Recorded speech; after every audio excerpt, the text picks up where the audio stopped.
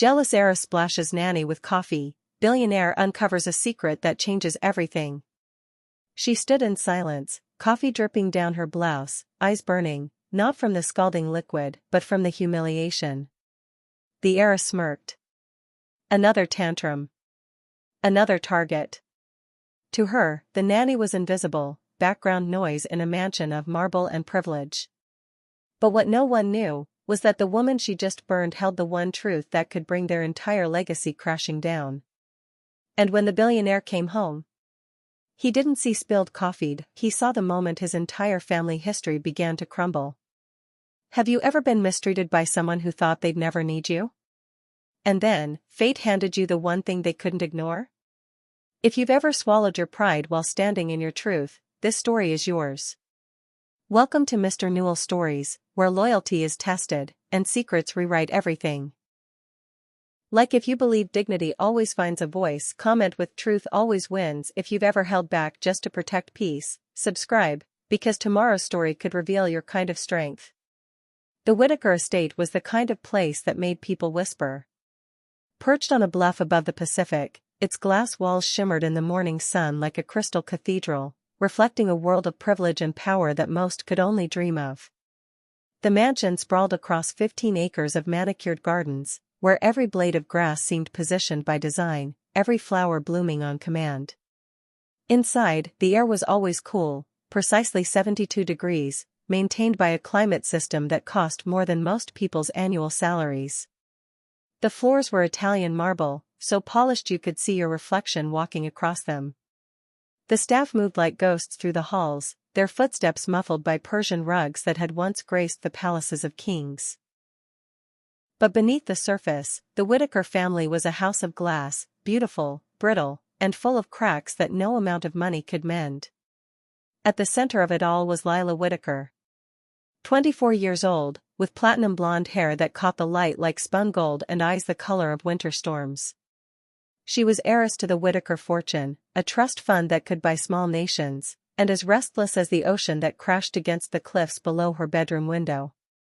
Lila had grown up with everything money could provide: private tutors from Switzerland, couture gowns that cost more than luxury cars, vacations to places most people couldn't pronounce. She'd attended the finest boarding schools, where she'd learned to speak 3 languages fluently and play piano like an angel. But what she wanted most was the one thing money couldn't buy: her father's undivided love. Her father, Conrad Whittaker, was a legend in Silicon Valley. 58 years old, with silver hair and the kind of presence that made boardrooms fall silent when he entered. He'd built his empire from nothing, literally nothing.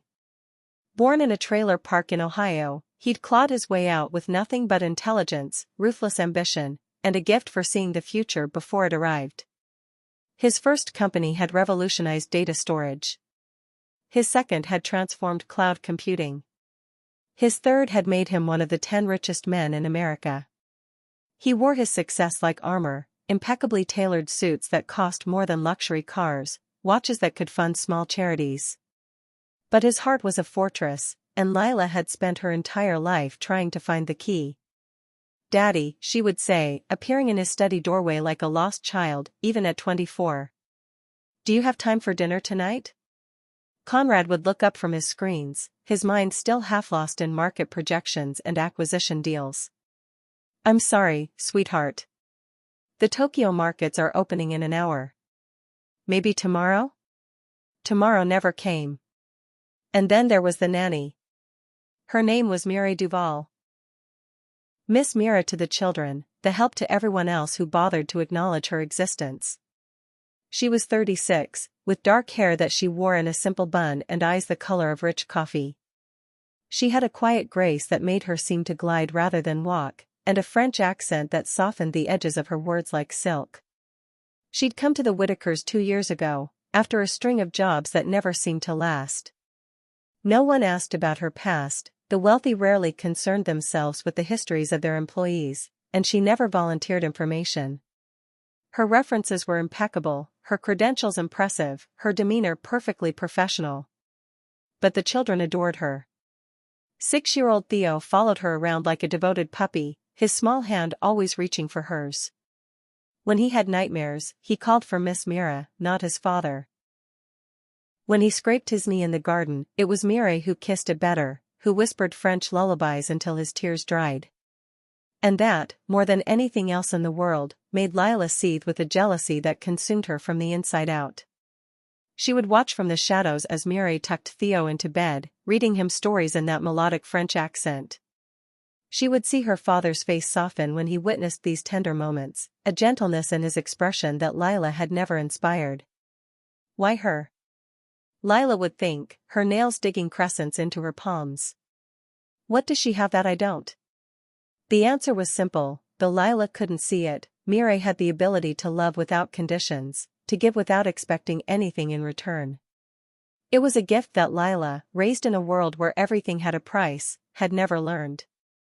Have you ever watched someone else receive the love you've been desperately seeking your entire life? That burning feeling when you realize they make it look so effortless, while you've been fighting for scraps. Keep watching, because sometimes the people we resent the most are carrying burdens we can't even imagine. It started, as these things often do, with something small, a moment that seemed insignificant at the time but would later be remembered as the first crack in the dam. Lila had come home late from a charity gala, her heels clicking against the marble foyer like gunshots in the silence. The event had been a disaster, another evening watching her father charm everyone except her, another night of standing in his shadow while he praised other people's children for their accomplishments. Lila, you remember the Henderson girl, he'd said to a circle of admirers. Just graduated Harvard Law, top of her class. Makes a father proud. The words had hit her like physical blows.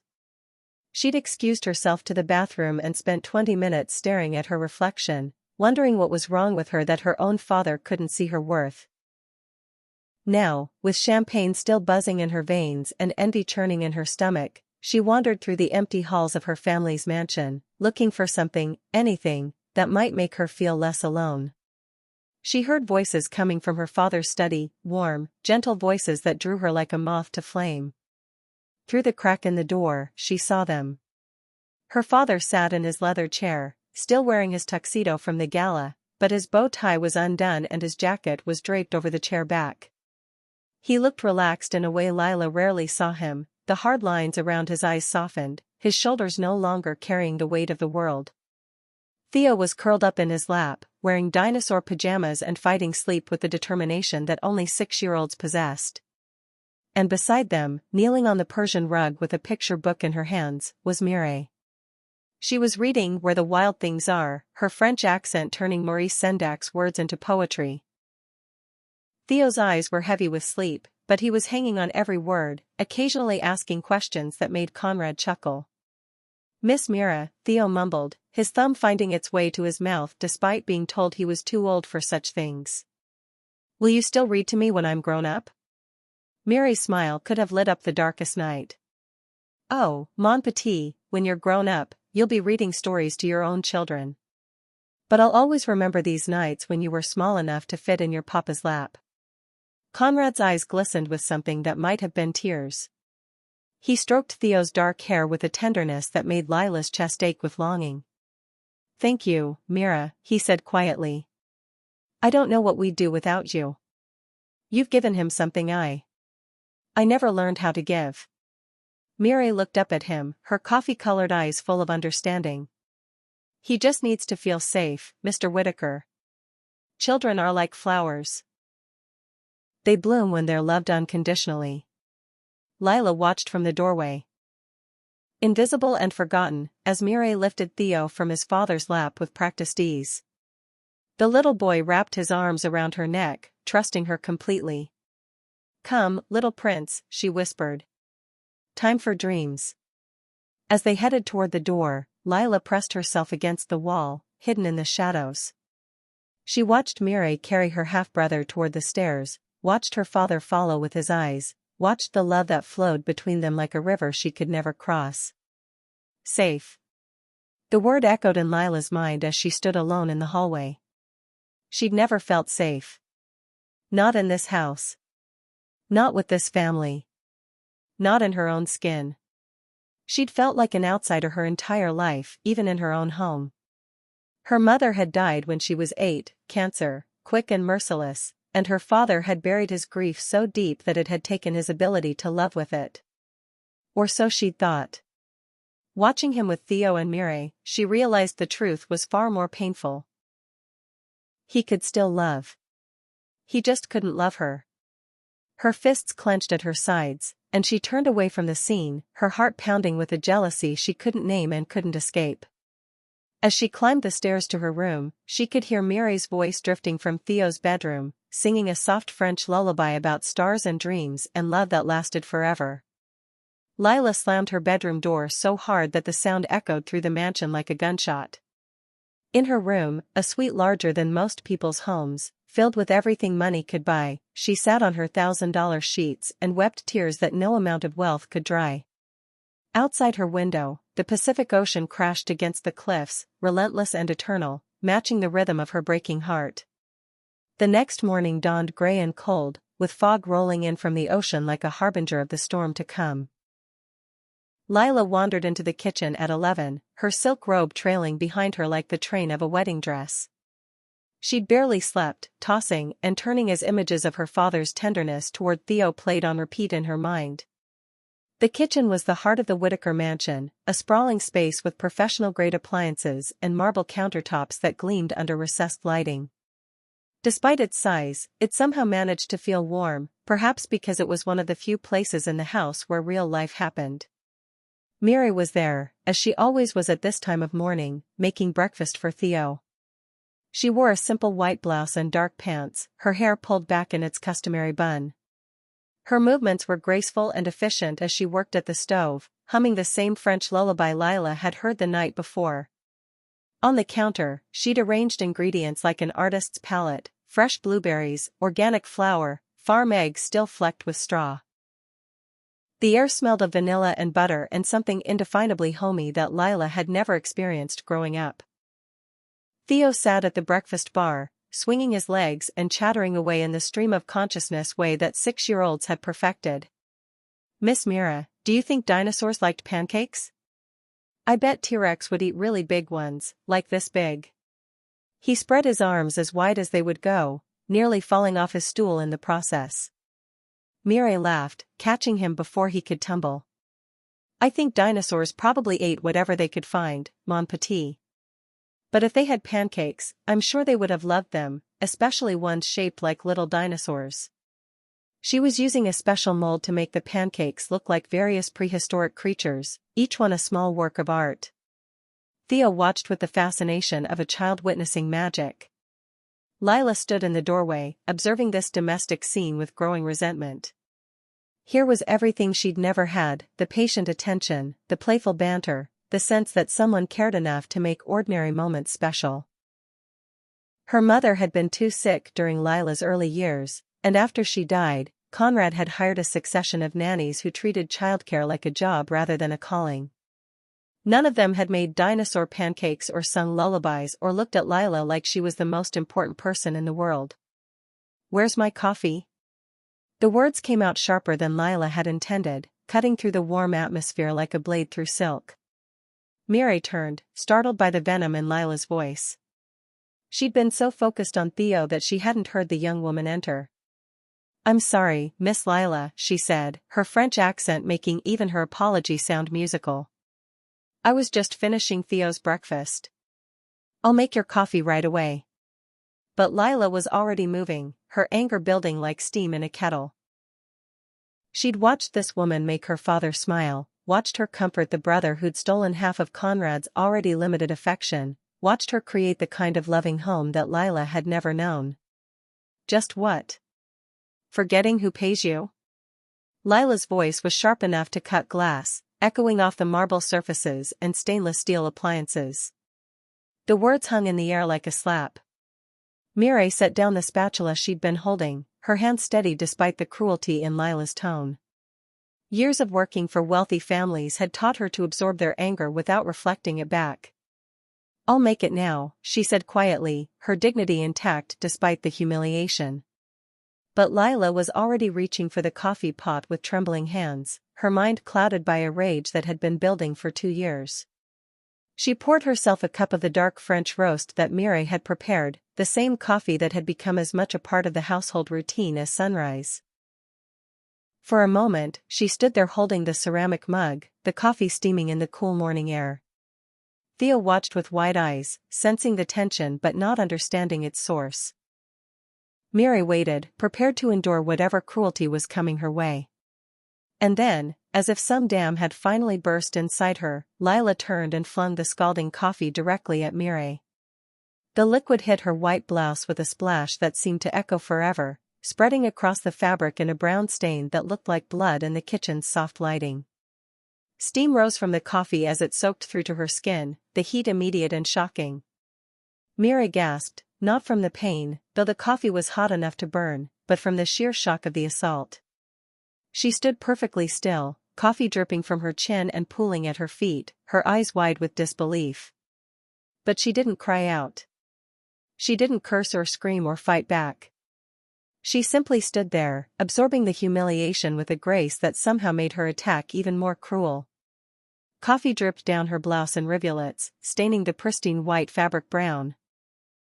Her skin was red where the liquid had hit, and Lila could see her hands trembling slightly from the shock and the heat. But what struck Lila most was Mireille's eyes, not filled with the pain of scalded skin, but burning with something far deeper. Humiliation. The kind of shame that comes from being treated as less than human by someone who should know better. Lila smirked, a cold satisfaction spreading through her chest like ice water. For the first time in months, she felt powerful, in control, significant. "Maybe next time you'll remember your place," she said, her voice dripping with the kind of entitled cruelty that money often breeds. The kitchen fell silent except for the sound of coffee dripping onto the marble floor. From the doorway that led to the dining room, Theo watched with eyes wide with fear and confusion. At 6 years old, he couldn't understand why his beloved Miss Mira was being hurt, why the sister he'd tried so hard to love was being so mean. His small hands gripped the doorframe as tears began to well up in his eyes. "Miss Mira," he whispered, his voice barely audible.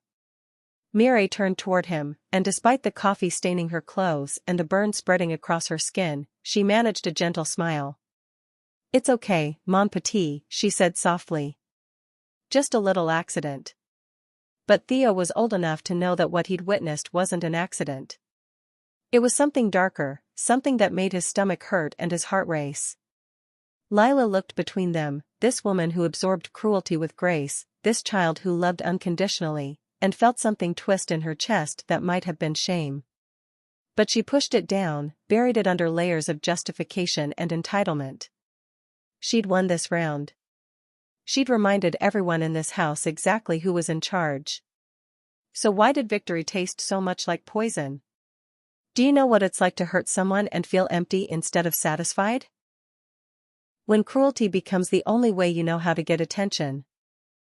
Even though it never fills the hole inside? Sometimes the people we hurt the most are the ones who could help us heal, if we'd just let them. Comment below if you've ever lashed out when you were really just in pain. What no one in the Whittaker mansion knew, not Conrad with his billion-dollar empire, not Lila with her desperate need for love, not even little Theo with his innocent trust, was that Mireille Duval carried a secret so devastating it could bring their entire world crashing down. Standing in her small bathroom off the servants' quarters, gingerly dabbing at the coffee stains on her blouse with cold water, Mireille stared at her reflection and saw not just a nanny who'd been humiliated, but a woman whose entire existence was built on a lie. Her hands shook as she peeled away the ruined fabric, revealing the red marks where the scalding coffee had hit her skin. But the physical pain was nothing compared to the weight of the truth she carried. The letter was hidden in her dresser drawer, beneath the few personal belongings she'd brought from France. It was yellowed with age, the creases worn soft from being folded and unfolded countless times over the years. The envelope was addressed in Conrad Whittaker's distinctive handwriting, Miss Sabine Duval, 17 Rue de la Paix, Paris, France. But Sabine Duval had been dead for 16 years. Mireille sank onto her narrow bed and pulled out the letter with trembling fingers, reading the words she'd memorized long ago. "My dearest Sabine, I know I have no right to contact you after what happened between us, but I need you to know that not a day passes when I don't think about what we had. What we lost. I've heard through mutual friends that you've returned to France. I respect your decision, even though it breaks my heart. I know I hurt you when I chose duty over love, chose the marriage my father arranged over the future we dreamed of together. But if you ever change your mind, if you ever want to come back to America, there will always be a place for you here. I've established a trust in your name, and there will always be work waiting for you in my household, should you need it. I hope someday you can forgive me for being too much of a coward to choose love when it mattered most. Forever yours, Conrad. The letter was dated 23 years ago, written when Conrad was young and idealistic, before his first marriage to Lila's mother, before he became the ruthless business mogul who valued control over everything else. Sabine had been Mireille's older sister, beautiful, passionate, and hopelessly in love with a young American entrepreneur she'd met during his year studying abroad in Paris. For 6 months, they'd been inseparable, making plans for a future that seemed as bright as the City of Light itself. But Conrad's father had had other plans. A marriage to the daughter of another powerful family, a union that would merge 2 business empires and secure Conrad's place in American high society. When Conrad returned to America, he'd chosen duty over love, leaving Sabine pregnant and heartbroken. She'd never told him about the baby. Pride, perhaps. Or maybe she'd known that he would come back out of obligation rather than love, and she'd wanted better than that for herself and her child. Instead, she'd disappeared into the countryside, found work as a governess for a wealthy family, and raised her son in secret. Luke. 16 years old now, with his father's eyes and his mother's stubborn streak. He'd been raised believing his father was dead, a lie that Sabine had maintained until her last breath. Sabine had died suddenly when Luke was 14, a heart attack brought on by years of stress and heartbreak. With her dying words, she'd made Mireille promise to look after her son, to keep him safe, to make sure he had opportunities she'd never been able to provide. Tell him about his father someday, she'd whispered as life slipped away from her. When he's old enough to understand. Conrad. Conrad isn't a bad man. Just a weak one. Mireille had tried to honor that promise. She'd worked multiple jobs in Paris, scraping together enough money to keep Luke in school, to put food on their small table, to maintain the tiny apartment they'd shared in Montmartre. But the world was cruel to orphans, especially those without connections or wealth. When Luke had started getting into trouble, skipping school, running with the wrong crowd, lashing out at the world that had taken away everyone he loved, Mireille had known she needed to do something drastic. That's when she'd found the letter among Sabine's things. The plan had formed slowly, desperately. She would come to America, take the job Conrad had offered her sister, and find a way to tell him about his son. Not for money or revenge, but because Luke deserved to know his father, and perhaps Conrad deserved a chance to make amends for the choice that had haunted him for decades. But when she'd arrived at the Whittaker estate 2 years ago, everything had been different than she'd imagined. Conrad wasn't the young romantic who'd written love letters to her sister, he was a hardened businessman, a man who'd learned to bury his emotions so deep that they rarely saw sunlight. And there was Theo, the son he was raising, the family he was trying to hold together after his second wife had left him in another scandalous divorce. How could she tell him that he had another son, one he'd never known existed? How could she destroy the fragile peace he'd built with such devastating news? So she'd stayed silent, watching him struggle to connect with the children he did know, while her nephew, his firstborn son, lived in foster care 3 hours away in San Francisco. Every month, she sent Luke money from her salary. Every week, she called to check on him, listening to his voice grow harder and more distant. He was 16 now, aging out of the system, and she was running out of time to make things right. The coffee stain on her blouse seemed to mock her as she sat in her small room, holding the letter that contained the power to change everything. One conversation could transform 3 lives, Conrad's, Luke's, and her own. But it could also destroy them. She thought about Lila's cruelty that morning, the entitled rage that had driven her to humiliate someone she considered beneath her notice. How would she react to learning that her father had another son, an older son, a potential heir who could threaten her inheritance? She thought about little Theo, so innocent and trusting, who had no idea that his world was built on secrets and lies. How would it affect him to learn that his beloved Miss Mira had been lying to his family from the very beginning?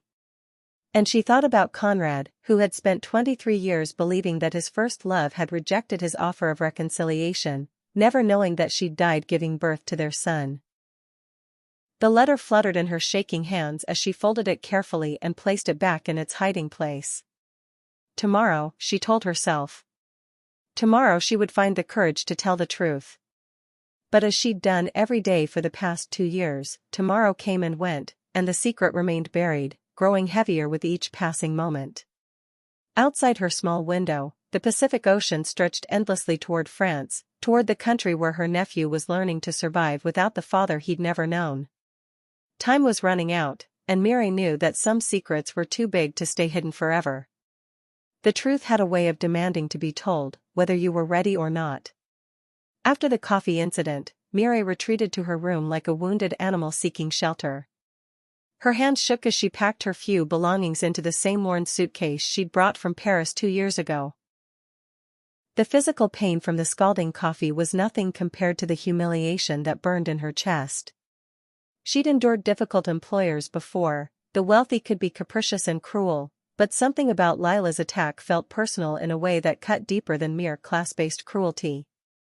Maybe it was because she'd genuinely tried to care for this family, had seen their pain beneath their privilege and wanted to heal it.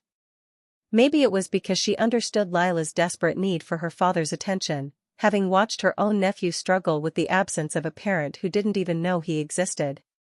Or maybe it was simply that she was tired, bone-deep exhausted from carrying the weight of her secret while watching the Whitakers struggle with problems that could be solved if they only knew the truth.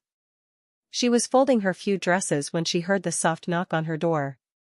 "Miss Mira?" The voice was barely above a whisper, trembling with the kind of fear that only children could carry. Mira quickly wiped her eyes and opened the door to find Theo standing in the hallway. His dinosaur pajamas wrinkled from sleep and his dark hair sticking up at odd angles. His eyes were red-rimmed, and she could see the tear tracks on his cheeks. "Mon petit," she said, kneeling to his eye level. "What are you doing awake? It's past your bedtime." Theo's lower lip trembled. "I heard you crying. Are you hurt? Did the coffee burn you?" Miri's heart clenched. This 6-year-old child had more empathy than most adults she'd known. "Just a little, but I'm okay. Nothing that won't heal." "Don't go, Miss Mira." The words burst out of him like water through a cracked dam. "Please don't leave me. I know that's what people do when Lila is mean to them. They leave. But please don't go." He threw his small arms around her neck, clinging to her with the desperation of a child who'd already lost too much. His mother had left when he was 4, unable to handle the pressure of being married to one of the world's most powerful men. A string of nannies had followed, each staying only long enough to collect a paycheck before moving on to easier positions. Mire held him close, breathing in the scent of his baby's shampoo and the innocence that still clung to him despite the dysfunction that surrounded him. This child trusted her completely, loved her without condition, needed her in a way that no one had needed her since her nephew was small. "I'm not going anywhere, mon petit," she whispered, the words coming from some deep place of certainty she hadn't known existed. "I promise." But even as she said it, she knew she couldn't stay forever. Not with Lila's hatred growing more venomous by the day. Not with the secret eating away at her conscience like acid. Not with her nephew growing older and more lost with each passing month. That night, Theo crawled into her small bed, something she'd never allowed before but couldn't bring herself to refuse now. He curled against her side like a kitten seeking warmth, his small hand fisted in her nightgown. "Miss Mira," he whispered in the darkness. "Oui, mon petit?" Why is Lila so angry all the time? Doesn't she know Daddy loves her? The question was so innocent, so perceptive, that it took Miri's breath away. How could she explain to a 6-year-old that love wasn't always enough? That sometimes people could be surrounded by everything they thought they wanted and still feel empty inside? "Sometimes, when people are hurting inside, they hurt other people," she said finally. It doesn't make it right, but it makes it understandable. Are you hurting inside too? Theo asked with the directness that only children possessed. Mary was quiet for so long that she thought he'd fallen asleep. Then, in a voice barely above a whisper, she said, "Yes, mon petit. I am." The next morning brought Conrad home early from his business trip to Tokyo. He'd heard about the coffee incident from Mrs. Peterson, the head housekeeper, who'd witnessed the aftermath and was horrified by what she'd seen. He called Mary into his study just after lunch, the same room where she'd watched him read bedtime stories to Theo, where she'd seen glimpses of the man he might have been if life hadn't hardened him. "Is it true?" he asked without preamble, his voice tight with something that might have been anger or shame. "About what Lila did?" Mary hesitated. In her experience, the wealthy rarely wanted to hear uncomfortable truths about their children. "Yes, Mr. Whitaker." Conrad sank into his leather chair, suddenly looking every one of his 58 years. He rubbed his temples with long fingers, the same gesture she'd seen Luke make when he was frustrated or overwhelmed. "I'm sorry, Mira," he said, and the use of her shortened name felt intimate in a way that made her chest tighten. "Lila, she's been through a lot. Losing her mother so young, watching me fail at marriage again with her stepmother. She doesn't mean to be cruel." "Yes, she does," Mary thought but didn't say. She means exactly what she does, because cruelty is the only way she knows how to get your attention.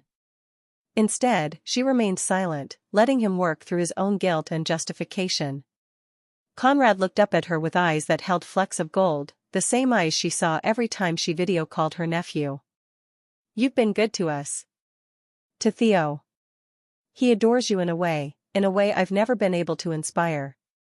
You have a gift with children." "I had practice," she wanted to say. "I raised your son from the time he was 14 until I came here."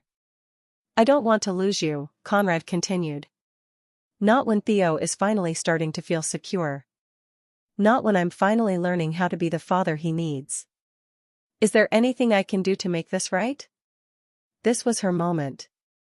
Her chance to tell him everything, about Sabine, about Luke, about the secret that had brought her to his door.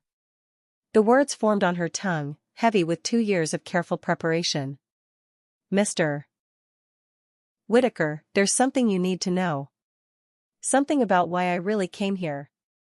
But then she thought about Theo sleeping in her arms the night before, his small body trusting her completely.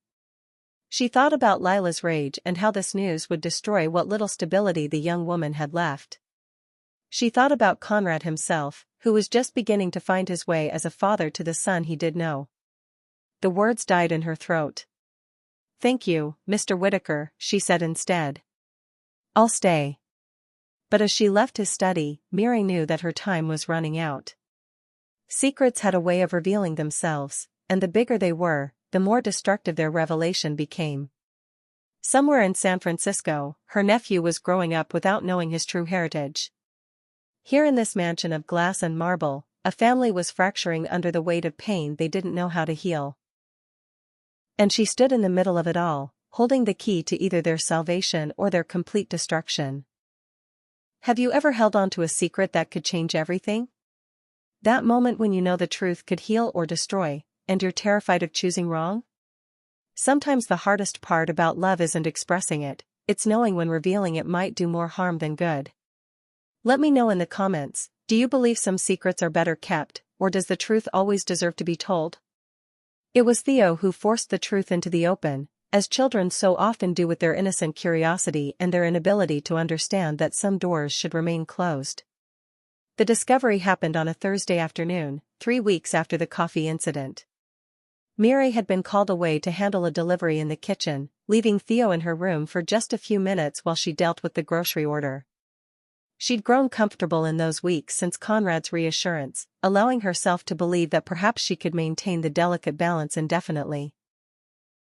Lila had been cold but hadn't repeated her cruelty, perhaps warned off by her father. Theo continued to flourish under her care. Conrad had begun joining them for bedtime stories more often, and she'd started to see glimpses of the young man who had once written passionate letters to her sister. But secrets, like water, have a way of finding the smallest cracks and flowing through them. Theo had been looking for colored pencils in her dresser drawer, something she'd given him permission to do many times before. But this time, his small fingers found the edge of the yellowed envelope, tucked between her few personal photographs and the small jewelry box that had belonged to her mother. Children are naturally curious about hidden things, and Theo was no exception. The envelope was different from anything else in the drawer, older, more important somehow. The handwriting on the front was unfamiliar but elegant, and there was something about it that made his 6-year-old mind recognize its significance. When Mireille returned from the kitchen, she found him sitting on her bed, the letter unfolded in his small hands, his brow furrowed in concentration as he tried to make sense of the adult words. Theo. The sharp note of panic in her voice made him look up, startled. I'm sorry, Miss Mira, he said quickly, thinking he was in trouble for snooping. I was just looking for the pencils, and I found this letter. But I don't understand it. Who's Sabine? Mireille's world tilted. She sat heavily on the bed beside him, her hands trembling as she gently took the letter from his fingers. Where did you hear that name, mon petit? It's right here, Theo said, pointing to the salutation. See? My dearest Sabine. And it's signed by Daddy. But he never told me about anyone named Sabine. Is she a friend of yours? The innocence in his question broke something inside Mireille. She looked at this child who trusted her completely, who was about to become an unwitting catalyst for his family's transformation, and felt the weight of her deception crash down upon her. Theo, she said carefully, this letter, it's very old. From before you were born. Before I even came to work here. But Theo was 6 and persistent, qualities that served him well in most situations but were particularly dangerous now. If it's not for you, why do you have it? And why does it make you look so sad? Before Mireille could answer, they heard Conrad's voice calling from downstairs. He'd returned early from a meeting, as he'd been doing more often lately, drawn by the domestic warmth that had begun to fill the house. Theo? Where are you, buddy? Without thinking, Theo bolted from the room, the letter still clutched in his small fist. Daddy. Daddy, I found something. Theo, wait. Mireille called after him, but it was too late. She followed him downstairs, her heart pounding like a drum against her ribs. She found them in Conrad's study, Theo bouncing excitedly beside his father's chair while Conrad examined the letter with growing confusion and shock. The color had drained from Conrad's face as he recognized his own handwriting, his own words from over 2 decades ago. His hand shook slightly as he held the paper, memories flooding back with the force of a tsunami. What is this? He asked, his voice barely above a whisper. When he looked up at Mireille, his eyes were those of a man who suddenly realized that everything he thought he knew was about to change. Where did you get this? Mireille stood in the doorway of the study, feeling like a defendant about to hear her verdict. Theo looked between them, sensing the gravity of the moment but not understanding its meaning. Daddy, who's Sabine? Theo asked again, his child's voice cutting through the tension like a knife through silk. Conrad's eyes never left Mireille's face. Yes, he said quietly. Who is Sabine? The moment stretched between them, heavy with the weight of years and secrets and choices that had led them to this precipice. Mireille could feel her carefully constructed world crumbling around her, but there was also something like relief in finally being discovered. Sabine was my sister, she said, her French accent thicker with emotion. She was the woman you loved. She died giving birth to your son. The words hung in the air like smoke from a gun. Conrad staggered back in his chair as if he'd been physically struck. My, what? His name is Luke, Mireille continued, her voice growing stronger now that the dam had finally burst. He's 16 years old. He has your eyes and her stubborn streak, and he's been living in foster care in San Francisco for the past 2 years while I've been here, trying to find the courage to tell you the truth. Theo looked back and forth between them, his young mind struggling to process what he was hearing. I have another brother? Conrad's face cycled through a dozen emotions: shock, disbelief, grief, and something that might have been wonder. She was pregnant, he whispered, more to himself than to anyone else. She never told me she was pregnant. She was proud, Mary said softly. She didn't want you to come back out of obligation. She wanted you to choose love freely, or not at all. And she died. Conrad's voice cracked on the words. When Luke was born. Complications. She made me promise to take care of him, to make sure he knew about you someday, when he was old enough to understand. The study fell silent except for the sound of the ocean outside and the ticking of the antique clock on the mantel. Then the silence was shattered by a sound none of them had expected. Slow, sarcastic clapping. They turned to see Lila standing in the doorway, her face twisted with an expression of triumph and rage. She'd been eavesdropping from the hallway, drawn by the sound of raised voices. Well, well, well, she said, her voice dripping with venom. The nanny has a secret. How deliciously pathetic. Lila, Conrad started, but she cut him off with a wave of her hand. No, Daddy. This is rich. All this time, I've been watching her play the perfect caregiver, the saint who could do no wrong, and she's been lying to us every single day. Lila's laugh was sharp and bitter. You're just a fraud, aren't you? A con artist who came here to what, steal from us? Claim some inheritance for your bastard nephew? Lila, that's enough. Conrad's voice thundered through the room with an authority that made even his daughter take a step back. But Lila wasn't finished. 2 years of resentment and jealousy poured out of her like poison from a wound. You want to know what I think? I think she made the whole thing up. Some desperate immigrant trying to scam her way into our family. There's no son. There's no dead sister. There is. The quiet certainty in Mary's voice stopped Lila mid-sentence. There is a son, Mary repeated, reaching into her pocket and pulling out her phone. With hands that barely trembled, she scrolled to her photos and held up the screen. The face that looked back at them was unmistakably a Whittaker. Luke had Conrad's bone structure, his penetrating gaze, even the way he held his head slightly tilted when he was thinking. But he had his mother's mouth, her delicate features, and something in his expression that spoke of hardship weathered too young. Conrad made a sound that was part gasp, part sob. My God. He looks just like I did at that age. He's been in the system for 2 years, Mary continued, her voice steady despite the tears streaming down her cheeks. I sent him what money I can from my salary here, but it's not enough. He's angry and lost and aging out of foster care, and I've been too much of a coward to tell you the truth because I was afraid of moments exactly like this one. She turned to Lila, her coffee-colored eyes blazing with a dignity that no amount of cruelty could diminish. I don't want your money, Miss Lila. I don't want your inheritance. I just want that boy to know his father, and I want his father to have a chance to know the son he never knew he had. If that makes me a fraud, then I'll accept that judgment. The room fell silent again, but this time the silence was different. It was the quiet that comes after a storm, when the air is still and everyone is trying to assess the damage. Conrad was staring at the photo on Mary's phone with an expression of wonder and grief that transformed his entire face. 16 years, he whispered. I've missed 16 years of his life. Theo, who had been listening to this adult drama with the intense focus that children bring to things they don't fully understand, tugged on his father's sleeve. Daddy, he said in his sweet, piping voice, can we bring my brother home? And with those 7 words, a 6-year-old child cut through all the anger and complexity and pain to the heart of what really mattered. Family wasn't about perfection or pride or keeping secrets. It was about love, and forgiveness, and the courage to build something new from the pieces of what had been broken.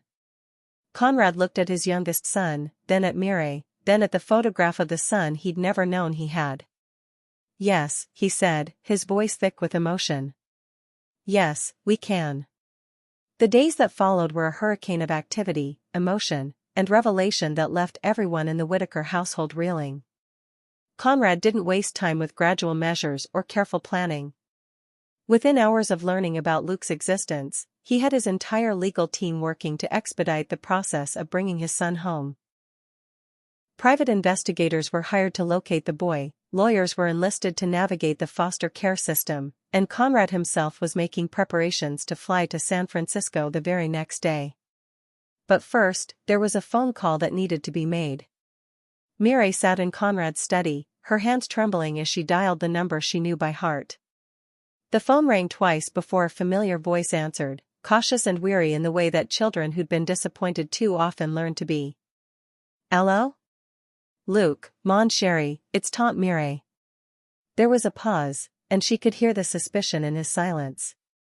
Her nephew had grown harder in the 2 years since she'd left France, their conversations becoming more stilted and distant with each passing month. "Why are you calling so early?" he asked in French, his voice carrying the flat effect that worried her more than anger would have. "Did something happen?" "Something did happen, yes," Mireille said, acutely aware of Conrad sitting across from her, listening to every word even though he couldn't understand the language. "Something wonderful and terrifying and long overdue." She took a deep breath and switched to English. Partly for Conrad's benefit and partly because what she was about to say deserved the formality of her adopted language. "Luke, I need to tell you something about your father." The silence that followed was so complete that she thought the call had been dropped. Then, in a voice she barely recognized as belonging to her nephew, Luke said, "My father is dead." "You told me he was dead." "I told you what your mother asked me to tell you," Mireille said gently. "But it wasn't the truth. Your father is alive, Luke. He's been alive all this time, and he wants to meet you." Another long silence, then a bitter laugh that sounded far too old for a 16-year-old boy. "Right. Let me guess, he's rich and successful and just discovered he has a bastard son who's been rotting in the system. What does he want, to buy his way out of guilt?" The cynicism in his voice broke her heart, but she could hear something else underneath it. A desperate hope that he was trying to protect by armor of sarcasm. "He didn't know about you," Mireille said firmly. "Your mother never told him she was pregnant. He would have come for you, Luke. He would have moved heaven and earth to find you if he'd known." "How do you know that?" Mireille looked at Conrad, who was watching her with an intensity that made her feel transparent. "Because he's sitting right here, and I can see his heart breaking for all the years he's missed with you." There was another pause, shorter this time. "Where is here?" "California. I've been working for your father's family for 2 years, taking care of your half-brother. I've been trying to find the right way to tell him about you." "Half-brother?" For the first time, Luke sounded genuinely surprised rather than defensive. "His name is Theo. He's 6 years old, and he's excited to meet you. In fact..." Mireille looked at Conrad, who nodded encouragingly. "Would you like to speak to your father?" The silence stretched so long that she began to worry that Luke had hung up. Then, in a voice barely above a whisper, he said, "What if I'm not what he expects? What if I'm not enough?" The vulnerability in that question, so similar to the fears she'd seen in Lila, in Theo, even in Conrad himself, nearly undid her. "Oh, mon chéri," she whispered. "You are enough. You have always been enough." She held out the phone to Conrad, whose hands were shaking as he took it. "Luke," he said, and his voice cracked on the single syllable. "Yeah. I'm here." "I'm sorry," Conrad said, and the words seemed to come from the deepest part of his soul. "I'm so sorry I wasn't there. I'm sorry you had to grow up without knowing that you were wanted, that you were loved. I'm sorry for all the nights you went to sleep thinking you were alone in the world." On the other end of the line, Luke was crying. She could hear it in his breathing, in the way he was trying to stay quiet. When he finally spoke, his voice was thick with tears. "Are you really my father?" "Yes," Conrad said simply. "And if you'll let me, I'd like to try to be the father you deserved all along." The conversation that followed was halting, awkward, full of the careful probing that strangers do when they're trying to decide if they can trust each other. But underneath the wariness, there was something else, a recognition, a sense of connection that transcended the years and distance that had separated them. By the time they hung up, arrangements had been made. Conrad would fly to San Francisco the next morning. Luke would be prepared by his social worker. And for the first time in 16 years, father and son would meet face to face. But not everyone in the household was celebrating the reunion. Lila had retreated to her room after the confrontation in the study, and she hadn't emerged since. She'd refused dinner, ignored Conrad's attempts to talk to her, and according to the housekeeping staff, she'd been throwing things.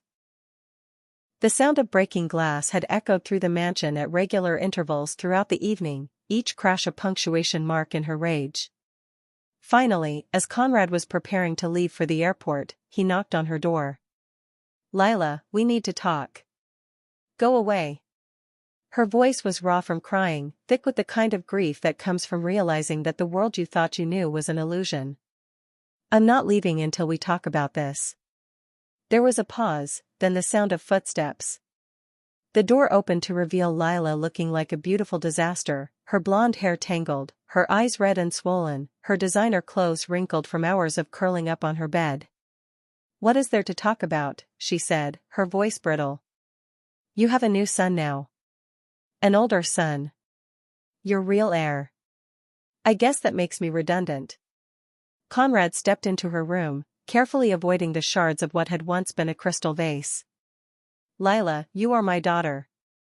Nothing will ever change that. Won't it?" She laughed, but there was no humor in it. "He's your firstborn, Dad. Your son with your one true love. I'm just the consolation prize you got stuck with when Mom died." The words hit Conrad like physical blows. "Is that really what you think?" "It's what I know." The words exploded out of her with all the force of years of accumulated pain. "I've spent my entire life trying to earn something that you gave to Mom, to your second wife, to Theo, and now to some kid you've never even met. But never to me. Never completely, never unconditionally to me." Conrad stared at his daughter, seeing her clearly perhaps for the first time in years. Not as the spoiled heiress who threw tantrums and treated the staff badly, but as a young woman who had been drowning in insecurity and desperate for approval her entire life. "Lila," he said softly, "I love you. I have always loved you." "But not the way you loved her," Lila whispered, and they both knew she was talking about Sabine. "Not the way you love him. Not enough to fight for." Conrad sat heavily on her bed, suddenly looking every one of his 58 years. "You're right," he said quietly. "I haven't been the father you needed. I've been so focused on building an empire, on being successful, on controlling everything around me that I forgot the most important thing, showing the people I love that they matter more than anything else." Lila stared at him, shocked by the admission she'd been waiting her whole life to hear. "But Lila," he continued, reaching for her hand, "finding out about Luke doesn't change how I feel about you. It doesn't make you less important or less loved. It just means our family is bigger than we thought." "He'll hate me," she whispered. "When he finds out what I did to Mireille, how I've acted. He'll think I'm a monster." Conrad squeezed her hand. "Then maybe this is your chance to show him, and yourself, who you really are underneath all that pain." As Conrad prepared to leave for San Francisco, the entire household was in upheaval. Theo was so excited about meeting his big brother that he could barely contain himself, bouncing around the house and asking 1,000 questions about what Luke liked and whether he played video games. Mireille was a bundle of nerves, torn between joy at finally reuniting her nephew with his father and terror that she'd set in motion something that would ultimately cause more harm than good. And Lila. Lila was locked in her room, staring at her reflection and trying to decide who she wanted to be when her new brother came home. The Whitaker family was about to change forever, and no one knew whether that change would heal their wounds or tear them apart completely. But as Conrad's plane lifted off from LAX, carrying him toward a reunion 16 years in the making, one thing was certain: there was no going back to the way things were. The truth was out, and it would transform them all. Have you ever had your entire world turned upside down by a single conversation? When everything you thought you knew about your family, your place in it, suddenly shifted? Sometimes the most devastating truths are also the most healing ones, if we're brave enough to face them. Comment family first if you believe love can survive even the biggest secrets. The meeting took place in a sterile conference room at the Department of Social Services in San Francisco, with fluorescent lights humming overhead and the smell of industrial disinfectant hanging in the air. It wasn't the reunion Conrad had imagined during the sleepless night he'd spent in his hotel room, pacing and rehearsing words that felt inadequate for the magnitude of the moment. Luke walked in flanked by his social worker, a kind-faced woman named Mrs. Rodriguez who had been trying to help him navigate the system for the past year. He was tall for 16, with Conrad's broad shoulders and the kind of lean build that spoke of not always having enough to eat. His dark hair needed cutting, and his clothes were clean but clearly second-hand. But his eyes were unmistakably Whitaker eyes, the same piercing gaze that had made Conrad's fortune in boardrooms around the world. "Luke," Conrad said, rising from his chair, his voice thick with emotion. The boy, his son, stood perfectly still, studying him with an intensity that was both familiar and heartbreaking. "You look older than I thought you would," Luke said finally, his English accented with French but clear and direct. Conrad laughed, a sound somewhere between joy and tears. "You look exactly like I did at your age. Except taller. And probably smarter." They sat across from each other at a table that felt like an ocean, with Mrs. Rodriguez facilitating introductions and explaining procedures that seemed absurdly bureaucratic for a father meeting his child. But gradually, as the formal requirements were satisfied, they began to talk. "Tante Mireille showed me pictures of you when you were little," Luke said, pulling out his phone to show photos Mireille had sent over the years. "You were in foster care too?" "3 different homes," Conrad nodded. "Until I was 18 and aged out of the system." "What happened to your parents?" "My mother died when I was 8. Drug overdose. My father, well, he was never really in the picture to begin with." Conrad's voice was matter of fact, but Luke could hear the old pain underneath it. "So you built everything yourself," Luke said, and there was something like admiration in his voice. "Tante Mireille told me you're some kind of tech billionaire." "I got lucky," Conrad said. "Right place, right time, right idea. But mostly, I was angry enough to work harder than everyone else." Luke nodded, understanding that particular motivation. "I'm angry too." "At me?" "At everyone. At the world. At Maman for dying, at you for not knowing I existed, at the system for treating kids like inventory." Luke's hands were clenched into fists on the table. "But mostly at myself for being stupid enough to hope that someday things would get better." Conrad leaned forward. "Things are going to get better, Luke. Starting right now." "How do I know you're not going to disappear again?" "Rich guys like you have obligations, right? Businesses to run, reputations to protect. What happens when having a foster kid son becomes inconvenient?" The question cut deep because Conrad could hear his own fears reflected in it, the fear of abandonment that never really left children who'd grown up in the system, the hypervigilance that came from never being able to trust that love would last. "Because I've spent 16 years building a fortune," Conrad said quietly, "and none of it means anything compared to the chance to know my son."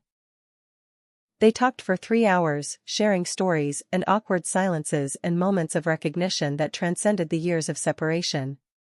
Luke told him about school. He was brilliant but struggled with authority. About his artwork, he drew constantly, usually dark cityscapes that reflected his inner world. About his dreams, he wanted to study architecture, to build beautiful things instead of just surviving ugly circumstances. Conrad told him about the business, about Theo and Lila, about the family that was waiting to meet him. But mostly, he told him about Sabine, the young woman he'd loved and lost, the mother Luke barely remembered. "She used to sing to me," Luke said softly. "French lullabies. I can't remember the words anymore, but sometimes I'll hear a melody that makes me think of her. She had the most beautiful voice," Conrad remembered. "She sang in the church choir when we were in Paris." I used to sit in the back pew just to listen to her. By the time they stood to leave, something had shifted between them. They weren't father and son yet, that would take time, trust, shared experiences. But they were no longer strangers. The legal proceedings moved quickly when you had Conrad Whitaker's resources behind them. Within a week, custody had been transferred, and Luke was sitting in the passenger seat of his father's car, driving south toward a life he'd never dared to imagine. "Are you nervous?" Conrad asked as they pulled through the gates of the estate. Luke stared up at the glass mansion that seemed to float against the sky. "This is where you live?" "Where we live," Conrad corrected. "This is your home now, if you want it to be." The first few days were awkward for everyone. Luke was polite but distant, clearly overwhelmed by the transition from foster care to luxury. He ate tentatively at family dinners, as if he wasn't sure the food was really meant for him. He slept poorly in his new bedroom, a space larger than any apartment he'd ever lived in, and could often be found drawing at the kitchen table in the early hours of the morning. Theo, in the way that 6-year-olds have of cutting through complexity with pure emotion, attached himself to his big brother immediately. He followed Luke around the house, chattering constantly about video games and dinosaurs and all the things he wanted to show him. "Do you want to see my room?" Theo asked on Luke's second day, tugging on his brother's hand. "I have a telescope. We can look at stars." Luke, who had never had a sibling and wasn't sure how to handle such uncomplicated affection, allowed himself to be dragged upstairs. They spent an hour looking through the telescope, with Theo providing enthusiastic commentary about constellations he'd learned from Mireille. "That's the Big Dipper," Theo announced proudly.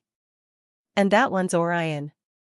Miss Mira says the stars are the same everywhere, so maybe Maman can see them too, wherever she is in heaven." The innocent comment hit Luke like a punch to the chest. He'd spent so many nights in foster homes staring up at the sky, wondering if his mother could see him, if she knew how much he missed her. "Yeah," he said softly. "Maybe she can." But it was Lila who presented the biggest challenge. She'd emerged from her room after Conrad returned with Luke, but she was a shadow of her former self. Gone was the imperious heiress who'd thrown coffee at Mireille. In her place was a young woman who seemed to be questioning everything she'd thought she knew about herself and her place in the world. She watched Luke from a distance, taking his measure, trying to decide if he was a threat to be neutralized or a brother to be welcomed. Her guilt over her treatment of Mireille had been eating at her for days, but she didn't know how to make amends for behavior that looked even worse in retrospect. The confrontation, when it came, was inevitable. It happened on Luke's 4th night at the estate. He'd been unable to sleep and had wandered down to the kitchen for water, only to find Lila sitting at the breakfast bar with a cup of tea, staring out at the moonlit ocean. They looked at each other for a long moment, sizing each other up like wary cats. "Can't sleep either?" Lila asked finally. Luke shrugged, getting himself a glass of water. "New place. Takes time to get used to." "This was my mother's favorite time of night," Lila said, gesturing toward the window. "She used to come down here when she couldn't sleep." Said the sound of the waves helped her think. "Miri told me about her. That she died when you were young." Lila nodded. "Cancer. 3 months from diagnosis to the end." She took a sip of her tea. "At least you got to know your mother, even if you lost her." "I barely remember mine." They sat in silence for a while, two damaged children recognizing the pain in each other. "I need to apologize," Lila said suddenly. "For what I did to Mireille. For how I acted when I found out about you. I was scared." "Scared of what?" "Of losing what little I had of my father's attention. Of being replaced by someone better, smarter, more worthy of love." The words came out in a rush, as if she'd been holding them back for years. Luke studied her face in the moonlight. "Do you really think I'm here to replace you? Aren't you? You're his firstborn. The child he had with his great love. I'm just the mistake he got stuck with when my mother died." "I think," Luke said carefully, "we're both just kids who grew up wondering if we mattered to anyone." The simple truth of it broke something open in Lila. She began to cry, not the manipulative tears she'd used as weapons her entire life, but the honest grief of a young woman who had never learned how to believe she was worthy of love. "I don't know how to do this," she whispered. "How to be a sister. How to share him. How to be anything other than angry and hurt and desperate for attention I never seemed to get." Luke reached across the space between them and, awkwardly, put his hand over hers. "Maybe we figure it out together." It wasn't a magic moment of instant bonding. There would be more fights, more misunderstandings. More moments when old patterns of behavior threatened to tear apart the fragile peace they were building. But it was the beginning. Over the following weeks, the Whittaker family began to find their new rhythm. Conrad made a conscious effort to spend more time at home, to be present in ways he'd never learned how to be before. He started taking walks on the beach with Luke, talking about everything and nothing, slowly building the foundation of trust that had been absent for 16 years. He also began having regular one-on-one time with Lila, finally addressing the emotional neglect that had driven her to such desperate acts of attention-seeking. They started going to therapy together, working through years of miscommunication and unmet needs. Theo, resilient in the way that children are, adapted to having a big brother with the kind of joy that reminded everyone what unconditional love looked like. And Mireille watched it all with the quiet satisfaction of someone who had finally fulfilled a promise made to a dying sister. But she also watched with growing awareness that her role in this family was changing, that the secret that had brought her here was no longer secret, and she would need to decide what came next. One evening, as she was putting Theo to bed, he asked her the question she'd been dreading. "Miss Mira, are you going to leave now that Luke is here?" She sat on the edge of his bed, stroking his dark hair. "Why would you think that, mon petit?" "Because you came here to bring Luke home to Daddy. And now he's home. So maybe you don't need to stay anymore." The wisdom in his 6-year-old observation took her breath away. "Would you like me to stay?" "Forever and ever," Theo said with the fierce certainty that only children possessed. "You're family now. You can't leave family. Family." The word echoed in her mind as she turned out his light and made her way to her own room. She had come to this house as an employee with a hidden agenda. But somewhere along the way, without her realizing it, she had become something more. The question was, what happened now? 3 months after Luke's arrival, the Whittaker family was a different entity altogether. Not perfect, families never are, but functional in a way that none of them had experienced before. The change was most visible in the small moments, Conrad teaching Luke to drive in the estate's circular driveway, both of them laughing when the teenager stalled the car for the 3rd time. Lila and Luke working together on his college applications, her knowledge of the system combining with his artistic vision to create essays that were both strategic and authentic. Theo dragging both his older siblings to the beach to build elaborate sand castles that inevitably got knocked down by waves, only to be rebuilt with more enthusiasm than before. But perhaps the most significant transformation was in how they treated Mireille. She was no longer the help or even just the nanny. She had become Tante Mireille to all 3 children, a member of the family whose opinion mattered, whose presence was valued, whose story was part of their story. The formal acknowledgement came on a Saturday evening in late spring. Conrad had called a family meeting, something that would have been unthinkable months earlier, when they'd all been orbiting around each other like lonely planets. They gathered in the living room that overlooked the ocean, the same space where Lila had once watched from the shadows as her father showed affection to everyone but her. Now the room felt different, warmer somehow, filled with the comfortable chaos of a real family. "I want to talk about something," Conrad began, his voice carrying the authority that had built empires but softened by the gentleness he'd learned from watching Mireille with his children. "About legal matters and family matters and the future." Luke tensed slightly. Years in the system had taught him to be wary when adults started talking about legal issues.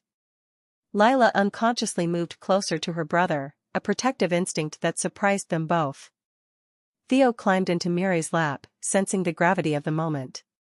"First," Conrad continued, "I want to make sure Luke's adoption is finalized." Not just custody transfer, but full legal adoption. I want there to be no question that you're my son, that you belong here, that this is your home forever. Luke's throat worked for a moment before he could speak. You want to adopt me? Officially? I want to make up for 16 years of not being your father, Conrad said simply. I can't give you back your childhood, but I can give you the security of knowing that you'll never be alone again. What about me? Lila asked quietly. I mean, I'm already legally your daughter, but... Conrad turned to her with the kind of focused attention she'd craved her entire life. But you've never felt secure in that, have you? You've spent your whole life wondering if my love came with conditions, if it could be taken away if you weren't perfect enough. Lila nodded, tears threatening to spill over. Then let me be clear, Conrad said, his voice firm. You are my daughter. Not because of blood or law or obligation, but because I choose you. Every day, I choose to love you, to be proud of you, to fight for you. That's not going to change because our family got bigger. If anything, having Luke here has reminded me how precious family is, how important it is to say these things out loud. He turned to address all three children. I'm changing my will. Everything I built, everything I have, will be divided equally among the three of you. Not because you're entitled to it, but because I want you to have the security to pursue your own dreams without worrying about money. Daddy, Theo piped up from Mire's lap, what about Miss Mira? She's family too. The room fell silent. It was the question they'd all been thinking but none of the adults had known how to address. Conrad looked at Mire, this woman who had disrupted his carefully ordered world and somehow made it immeasurably better. That's actually the other thing I wanted to discuss. Mire's heart began to race. Was this where he thanked her for her service and asked her to leave? Now that Luke was home and the family was healing, was her job here done? Mire, Conrad said formally, you came to my home under false pretenses. You lied about your identity, kept a massive secret, and turned my world upside down. She held her breath, waiting for the dismissal she was certain was coming. And, he continued, a smile tugging at the corners of his mouth, it was the best thing that ever happened to my family. The relief that flooded through her was so intense it was almost painful. You brought my son home. You helped my daughter find her way back to herself. You taught my youngest what unconditional love looks like. And you showed me how to be the father I always should have been. Conrad paused, his voice growing thick with emotion. You saved us, Mira. All of us. Mr. Whitaker, she began, but he held up a hand. Conrad, he corrected.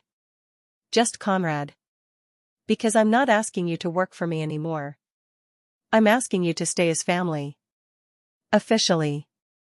He pulled out a legal document that he'd had prepared weeks earlier. I'd like to adopt you as well.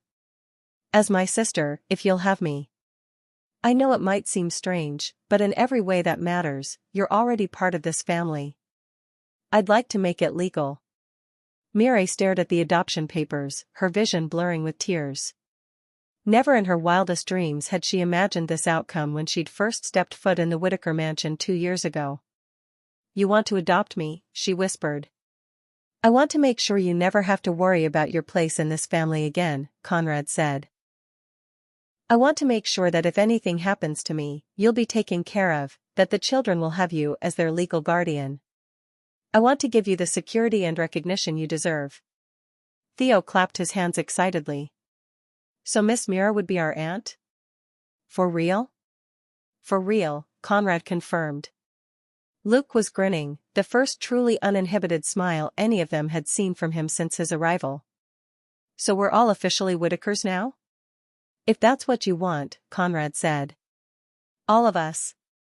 One family. Lila, who had spent her entire life fighting for scraps of her father's attention, looked around at the people who had somehow become her real family, not through blood or obligation, but through choice and love and the willingness to fight for each other. I have something to say too, she announced, surprising everyone.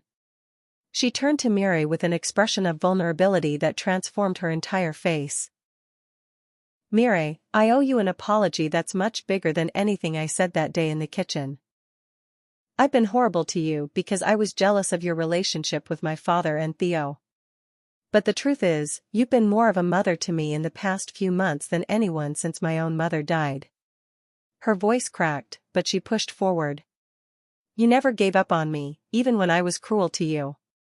You saw through my anger to the pain underneath, and you kept showing me kindness even when I didn't deserve it. If you're going to be our aunt officially, then I want you to know that I'm grateful. And I'm sorry it took me so long to say so. Miri rose from her chair, gently displacing Theo, and walked over to embrace Lila. Oh, ma chérie, she whispered. You were never horrible. You were just hurt. And hurt people sometimes hurt other people. But love heals everything, given enough time. They stood there holding each other, the heiress and the woman she'd once humiliated, now sisters in every way that mattered. While the rest of the family watched with the kind of joy that comes from witnessing forgiveness in action. So, Conrad said, his voice rough with emotion, are we all in agreement? One big, complicated, wonderful family? The chorus of yes that filled the room was loud and unanimous.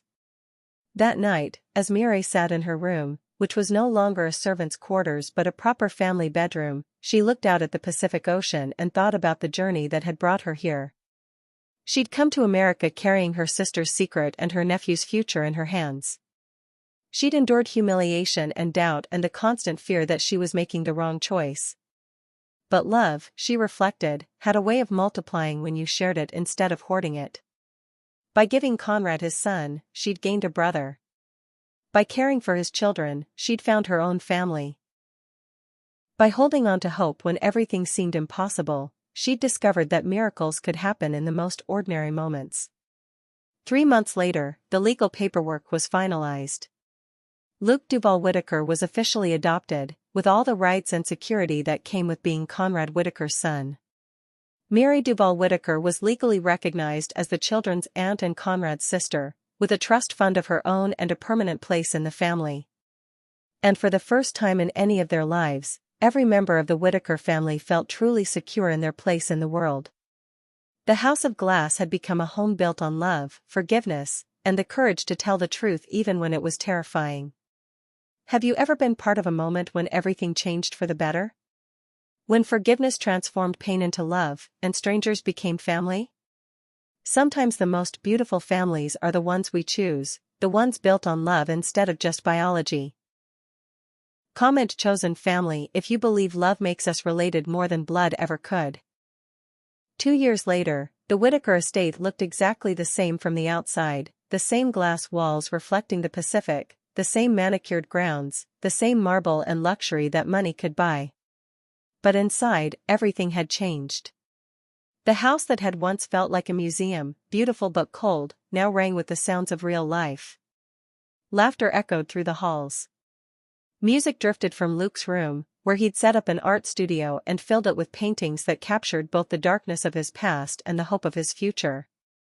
Theo's toys were scattered across expensive rugs, and no one minded the chaos because it meant the house was being lived in rather than just displayed.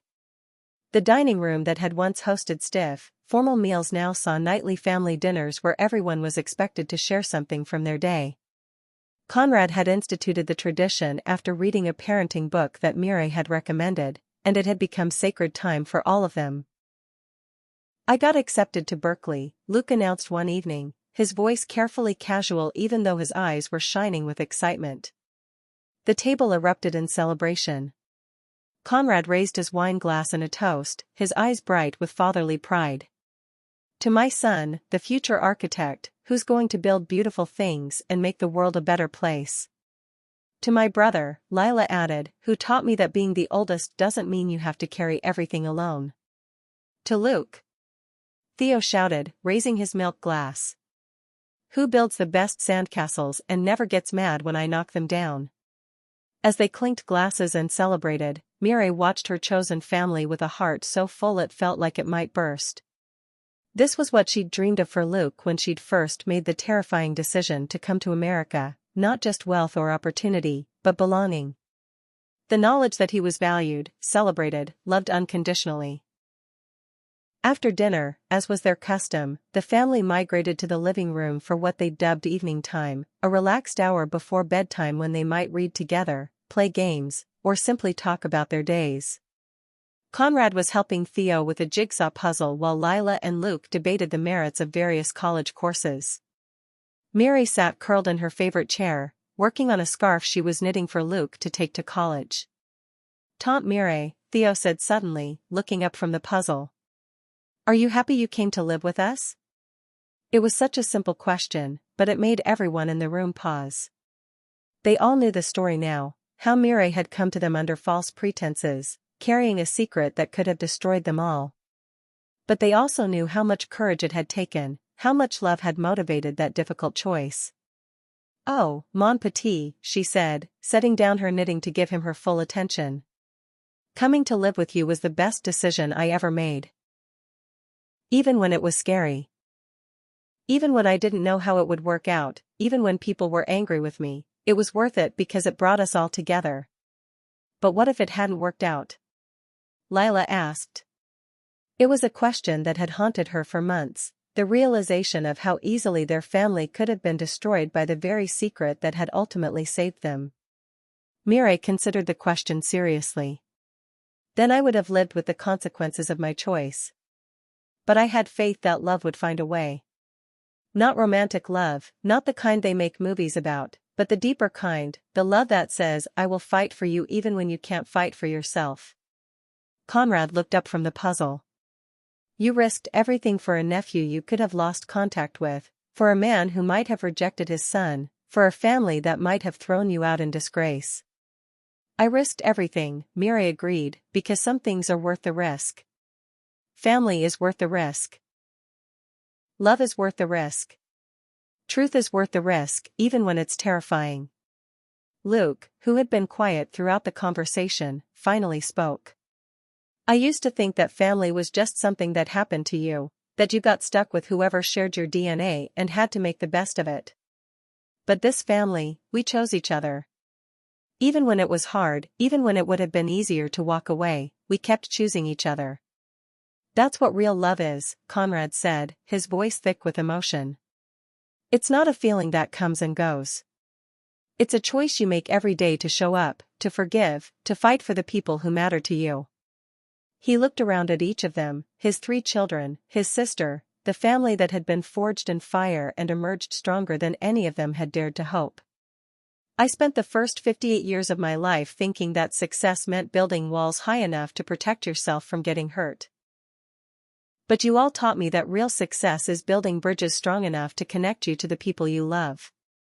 As the evening wore on and they eventually scattered to their respective bedrooms, Mire found herself standing once again at the kitchen window, looking out at the moonlit ocean.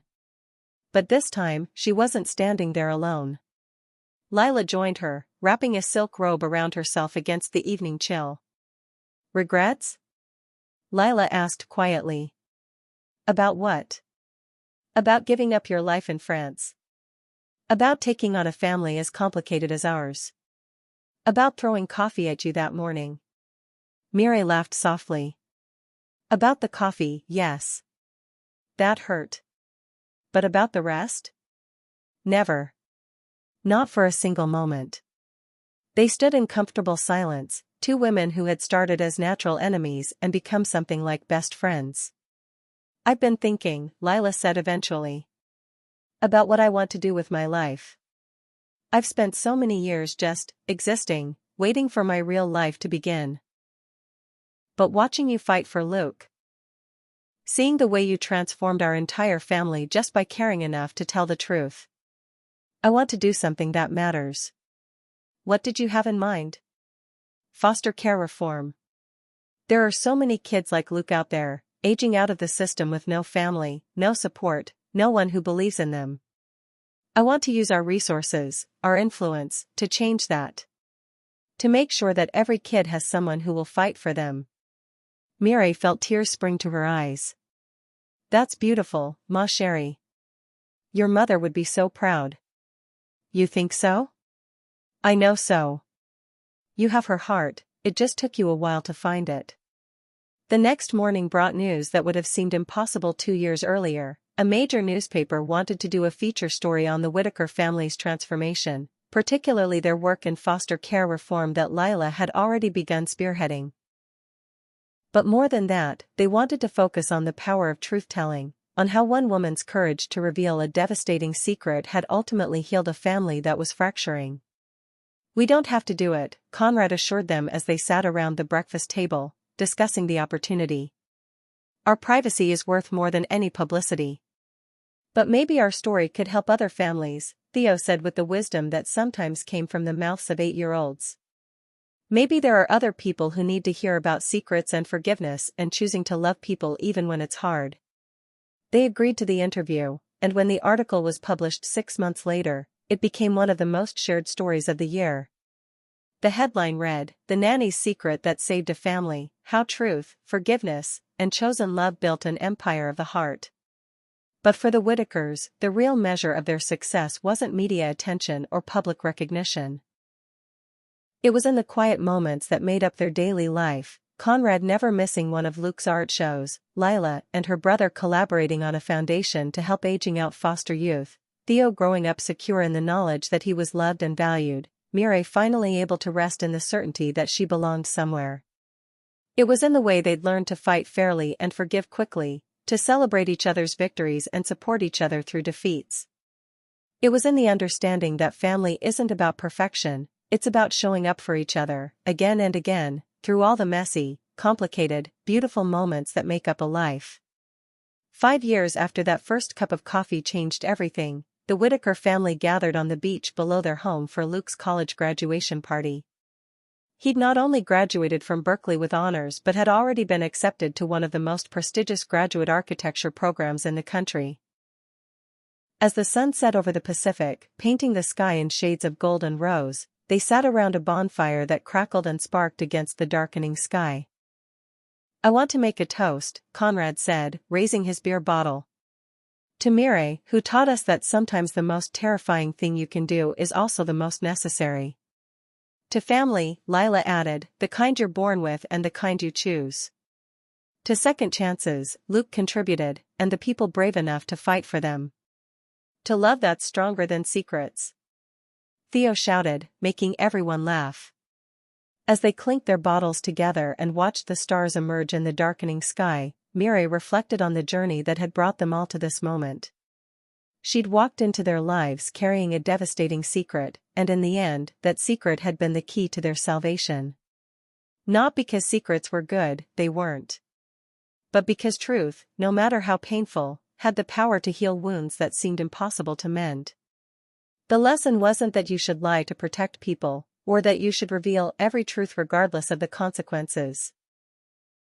The lesson was more nuanced than that, more human. Sometimes love means carrying difficult truths until the moment is right to share them. Sometimes it means having the courage to speak when speaking might destroy everything you've worked for. And sometimes it means being willing to forgive when forgiveness seems impossible. But most of all, it means showing up, day after day, choice after choice, moment after moment, for the people who matter to you. Dignity isn't defined by status or wealth or the absence of problems. It's defined by how you treat people when you have power over them, how you respond when you're at your lowest point, and whether you have the courage to stand in your truth even when the world tries to make you invisible. The Whittaker family had learned that lesson the hard way, through coffee stains and cruel words and secrets that threatened to tear them apart. But they'd also learned that love, real love, chosen love, fought for love, was stronger than any obstacle that could be thrown in its path. As they sat by the fire that night, watching the waves crash against the shore, they knew that their story wasn't ending. It was just beginning. They would face new challenges, new conflicts, new opportunities to choose love over fear. But they would face them together, as a family forged not by blood or convenience but by the deliberate, daily choice to show up for each other. And that, more than any fortune or empire, was the legacy they would leave behind. Have you ever been mistreated by someone who thought they'd never need you? And then, fate handed you the one thing they couldn't ignore? If you've ever swallowed your pride while standing in your truth, this story is yours. The truth is, we all carry secrets. We all have moments when we're invisible to people who should see us. We all struggle with feeling worthy of love, with knowing our place in the world, with having the courage to speak truth when it matters most. But dignity always finds a voice. Love always finds a way. And sometimes the people who seem the most unlovable are the ones who need love the most desperately. Your story matters. Your truth matters. You matter, not because of what you have or who you know or how perfectly you perform your life, but simply because you exist, because you have the capacity to love and be loved, because you have something unique to offer the world. Like if you believe dignity always finds a voice. Comment with truth always wins if you've ever held back just to protect peace. Subscribe, because tomorrow's story could reveal your kind of strength. Dignity is not defined by status, but by the courage to stand in your truth. No matter how invisible you feel, your story matters, and sometimes, the quietest voice can change everything. Welcome to Mr. Nuel Stories, where loyalty is tested, and secrets rewrite everything.